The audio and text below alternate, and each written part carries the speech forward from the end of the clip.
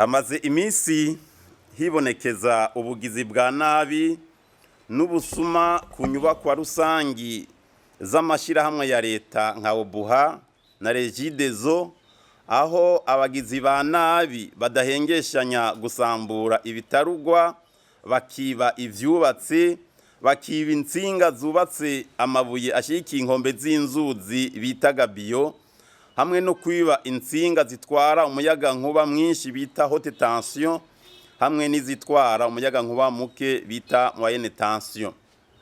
Bariba kandi n'inkingi zishigikiye insinga zitwara uwo muyaga nkuba hamwe n'ibindi.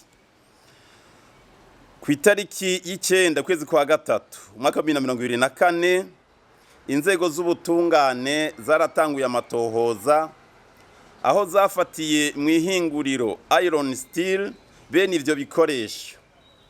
Harafatiwe kandi ibigaragaza ko imodoka za leta zishaje zagurishijwe ata amategeko yisunzwe muri iryo hinguriro, bagaca bazikoramwo ivyuma mu gihe ata muntu arekure kugurisha ivya leta atari kigobere. Muri ayo matohoza harafashwe bamwe mu bakozi b'iryo hinguriro mu ntumbero yo kumenya uko ubwo bubisha bukogwa n'abari nyuma kugira bashengezwe bose imbere y'ubutungane. Ubwo bubisha buriko bukogwa mu gihe abarundi bari ku murindi w'iterambere udasanzwe rishingiye kuri yambona kazoza, aho mwaka wa 2040 Burundi azoba ari igihugu cifashe, mwaka wa 2060 kikaba ari igihugu giteye imbere. Inyifato mbi nk'iyo rero ni iyisubiza inyuma igihugu, kuko ivyo bikoresho biba nk'ayo magabiyo aho bayakuye amazi acahabomora, bigatuma uburyo leta yari yarakoresheje mu kuhubaka bugwizwa na kabiri kugira hasubire kubakwa, uruhombo rukaba rwiyongereye.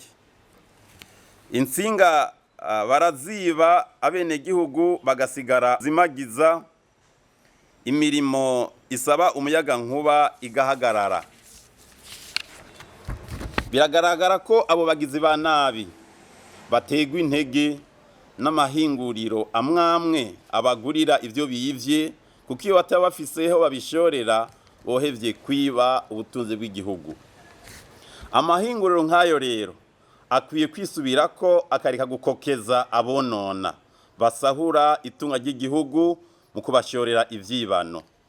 Abakora ivyo ni abansi b'u Burundi n'iterambere, bakwiye kugwanywa n'abarundi bose kuko bibitunga rusangi. Abarundi basabwe gukingira itunga rusangi kuko ryibwe ni abarundi bose baba basahuwe. Noneho ibwirizwa shingiro rya Repubulika y'u Burundi mu ngingo ya 69 ritomora ko amatungo y'igihugu ategerezwa gusonerwa no kubahirizwa. Umuntu wese ategerezwa kuyitwararika no kuyakingira. Umurundi wese ategerezwa guhagararira amatungo y'igihugu. Umuntu wese yononye itunga ry'igihugu mu kumenagura canke mu gusambura, mu kurya ibiturire, mu kunyuruza, mu gusesagura canke akoresheje ubundi buryo ubwo ari bwo bwose bw'ukonona amatungo y'igihugu, arahanwa hakurikijwe ibwirizwa. Kubw'ivyo Mushikizamanza Kizigenza Repubulika aragabisha abantu bihaye ingendo yo gusahura ubutunzi bw'igihugu no kucononera ko badahevye iyo ngendo bazohanwa bimwe vy'akarorero. Udasonera itunga rusangi ntiyosonera iry'umuntu ku giti ciwe. Abarundi twese duhagurukire rimwe kugwanya abantu nk'abo, naho vyakabonetse ko umuntu asahurwa utwiwe abona agaceceka. Abarundi bose basabwe kudoma k'urutoki abantu nk'abo bononera igihugu kugira bahanwe n'ubutungane. Uko niko abarundi bose bazoba batunganirijwe mu itunga ryabo rusange.